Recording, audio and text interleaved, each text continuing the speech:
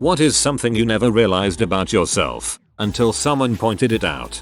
I never noticed that I had a resting angry face. I work at a restaurant and I see new people come and go and I've always wanted to get to know them but they never interacted with me. Then one day a server came up to me and said, "You know, when I first saw you I was afraid of you because you always looked so angry." Ever since then I've been more mindful of my RBF.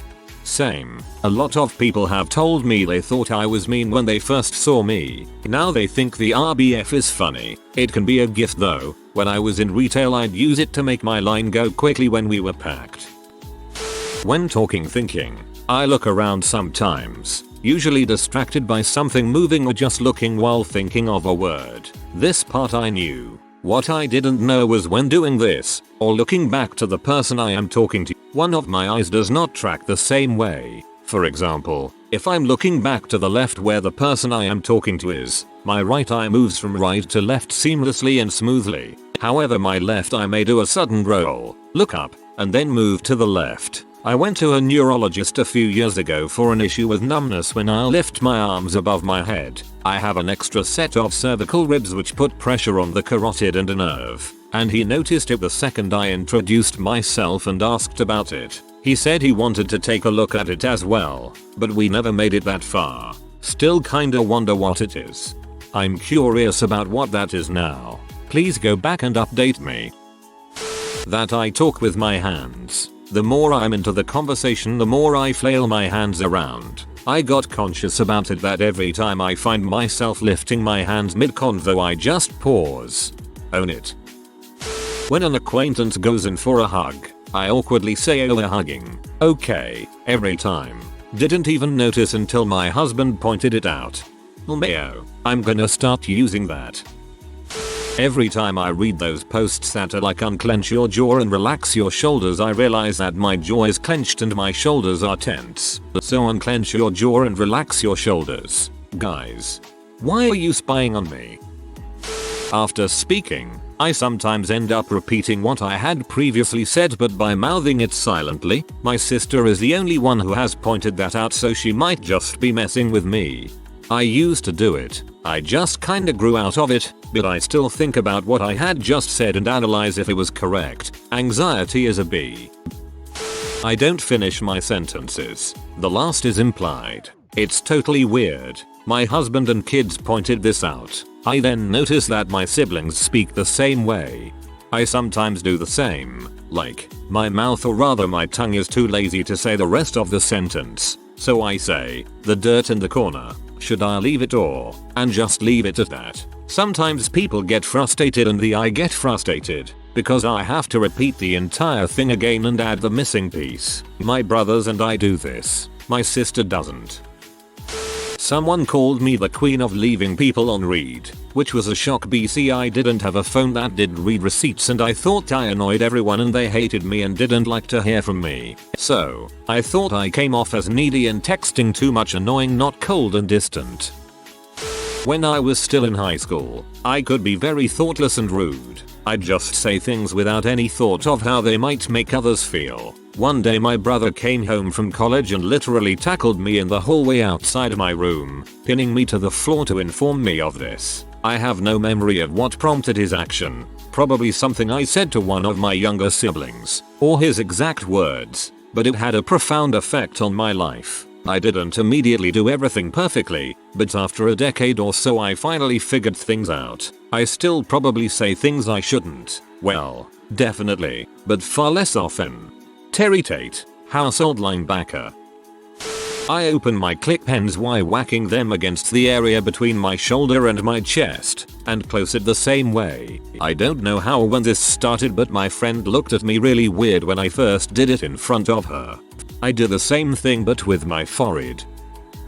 I was told by an ex-BF that I have a caveman shaped forehead. I always knew my eyebrows were kinda shaped weird but I could never figure out why. It wasn't until he pointed out the big ridge across my brow bone that I really noticed. It makes my eyebrows really enhanced and angry looking. It's so obvious to me now, I couldn't believe I never noticed it. But honestly I wish he never pointed it out because it's not something you can fix and I'm just stuck viewing myself as a caveman now. It sucks how the bad stuff always stick with you much longer than the good. Update. I didn't realize how many people would relate. Some of these comments were hilarious and brightened my day, thank you. That I have a terrible attention span and my mind is thinking of a million things in the background when I'm having a conversation, and I'll end up randomly and abruptly changing said conversation to something completely different. Yep, my mind works like a game of connect the hyperlinks of Wikipedia.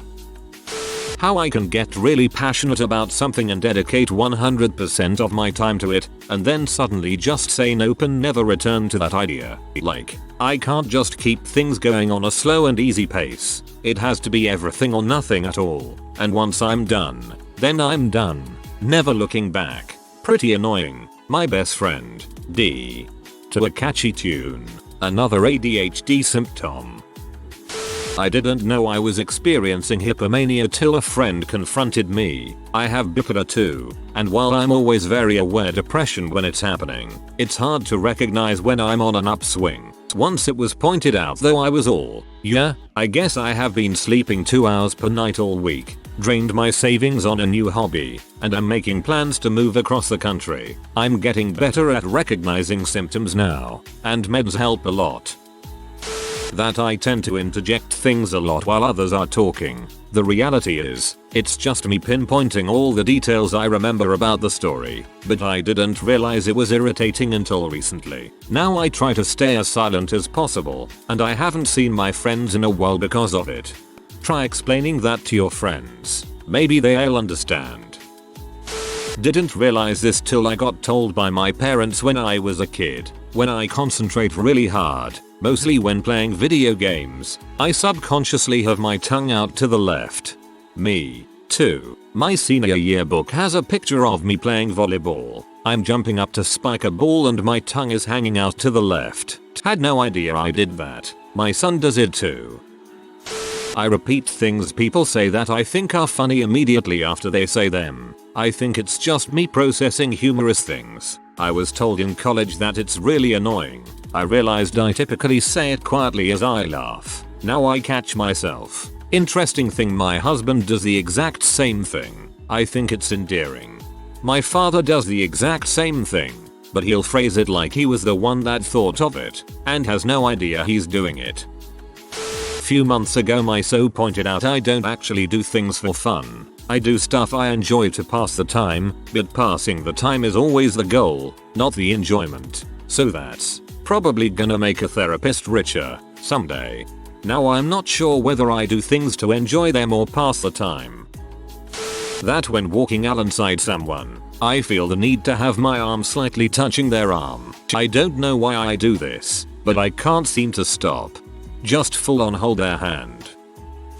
I have partial face blindness. I cannot put a name to a face with celebrities or people I see semi-regularly. Even with people I see just about daily, I straight up just don't notice if they make some kind of change. Haircut, new glasses, whatever. I didn't really notice until someone started kind of teasing me for it. So far it hasn't been too much of an issue except for not complimenting a haircut or something. I am never satisfied with accomplishing anything. For me, something even as simple as finishing a puzzle doesn't sate me. My mentality is more like what's next, I always gotta stay busy. Take up weed pulling for a hobby, you will never finish. I never noticed that until my therapist of 4 years pointed to me softly that I'm quite narcissistic. After thinking about it I realized that yeah, I am narcissistic AF in some aspects of my personality. After telling some of my close friends they weren't impressed at all, they just said well done. I'm a terrible singer. I thought I was going to be a star cause I could remember the words to like every song, and to my ears I sound like a cross between Johnny Cash, Elvis and Dr. Dre. Then someone told me how much I suck, and played a recording for me cause I suck that bad. Dang. That would be a hard truth to give. 10 years ago, someone noted that I often complete sentences for others. I realized how rude and pretentious that must sound. So I quit. I meant it to be a "hey, I totally understand what you mean," but it actually came off as I don't care enough to actually listen. So I'll just assume your thoughts, feelings. There was a linguistic article posted somewhere on Reddit a few days ago mentioning different regional parts of the US finishing other sentences, which brought all my cringe memories flooding back. My husband does this all the time, except that he's very rarely right about what I was going to say, so every conversation takes twice as long because I keep having to listen to his version of the sentence and then tell him what I was actually going to say.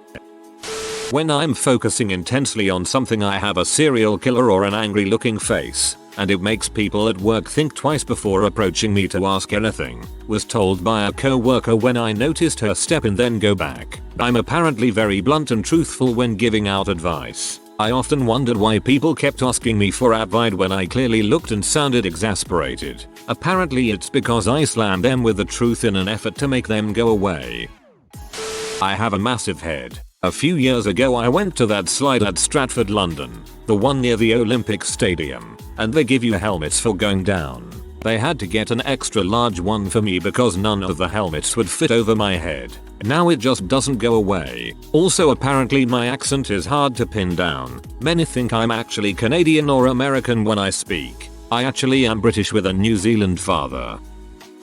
I was told I seemed pretty confident and comfortable most of the time. A friend had known me up to that point. Kind of hit me, because I rarely feel what I think of as confidence or anything like that. Said he always admired, respected it in me.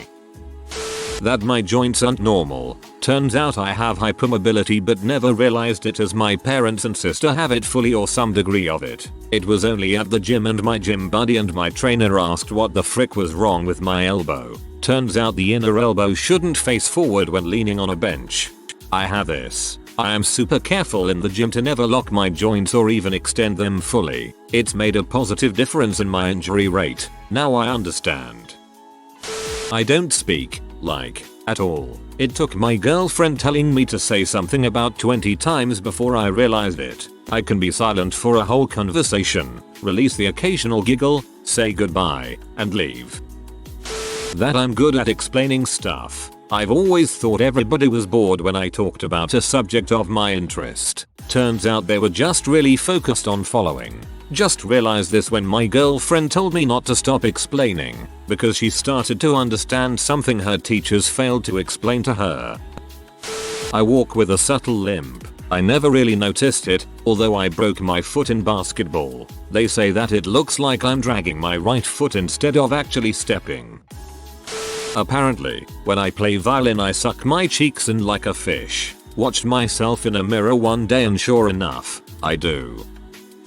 My fiancé pointed this out to me. When I'm asked something, I go into elaborate detail instead of just yes or no. Example. Fiancé, do you want me to set this monitor down over here? Me. Yeah, because I plan on making this room into a sweet looking gaming office. I'm going to put my PC over here and bring in my big speakers and hook them up to this cool amp I got a while back. Maybe even put my surround sound in here. See, look, this is how it will be once it's finished. Oh, and this is going to be awesome too. I'm going to add. I'm sure you see where this is going. My mind is 100 steps ahead of my mouth. I was just told by my GF last night that at prom my butt was quite prominent and I had no idea that the pants were that tight, and I also never knew I had a nice one. At least it didn't go unnoticed. That I am actually attractive to others. I've always had very low self-esteem and never very much confidence in my appearance, so I never really tried too hard with my appearance. Then I got my first boyfriend and he told me he thought I was very beautiful, and apparently his friends thought so, as well as 2 of them liked me and wanted to ask me out as well. He just got to me first, and this all happened the year I cared for the least about my appearance. It still seems unrealistic when I think about it myself, and I don't blame you if you don't believe it, but it did help me gain confidence and start caring about my appearance more. I avoid conflict until it was pointed out to me. I thought I was insanely lucky in having led such a conflict-free life. Nope, apparently it's just me. Sees friend and best friend fighting, walks away. I never give myself any credit. They say that I always seem to downplay my accomplishments and don't think that they're meaningful. I just don't want to come across as a stuck-up and boisterous when others have their own set of unique accomplishments. I guess that's what happens when you're taught to be humble and to never be complacent. Apparently I'm actually quite good looking. Being bullied for years made me feel very self-conscious about so many things, but I've been told on multiple occasions now that I'm handsome and have a nice style, and it makes me feel so much better and gave me back a lot of confidence. Late bloomers rejoice. I was bullied, was an ugly teenager, acne, braces and all that, without any shred of self-confidence. Took me a long time to believe I actually look good. It's still weird tbh. I thought I was just a hardcore introvert. Turns out, experiencing nausea-inducing dread before doing anything such as going to work, at a job I love, or even hanging out with my best friends is not normal. I never wanted to go to school, with no rational reason either, but was just told by my parents to suck it up. Nobody wants to go to school work. I always believed it, never even considered that my experience was abnormal, and I certainly never heard of any anxiety disorders. I like movies based on the actors that are in them. I literally can't describe a movie without saying the guy from is in this. I try too hard to cater to other people, even at the cost of myself. Even after being told I do this, I caught myself doing this with a new co-worker I've been training. After she failed to show up to several shifts, I'm done rearranging my schedule for her. Had an ex tell me, you make up stories about how people are or how you think things are, and then you manipulate things to make those stories come true because you want to be right. That was eye-opening. Definitely something I do and harder to stop doing than I expected. I'm involuntarily controlling and manipulative. Wasn't pointed out till my girlfriend broke up with me after 1 year and went off, and boy do I feel horrible still to this day after almost a year. That I can't sit still. I mean, sometimes I realized that I was wiggling around, but after a few months of dating, my fiancé mentioned that I genuinely am never not moving in some capacity, fidgeting in my seat, swinging my leg, etc. And since then I've become a little more conscious of it. I guess just because I was so used to it I never really noticed before. That I pull my sleeves up to cover my hands when I'm nervous, and if I'm wearing short-sleeved shirts I just rub my hands. Now every time I go for my sleeves I'm like, ah, okay, this is a stressful moment. When I was 19 a group of girls walked up to me and said, "Yeah, no, you look disgusting." I replied with accurate and walked away. Hahaha. If you are new to the channel, you can subscribe. I publish new videos every day. Until then, check another video.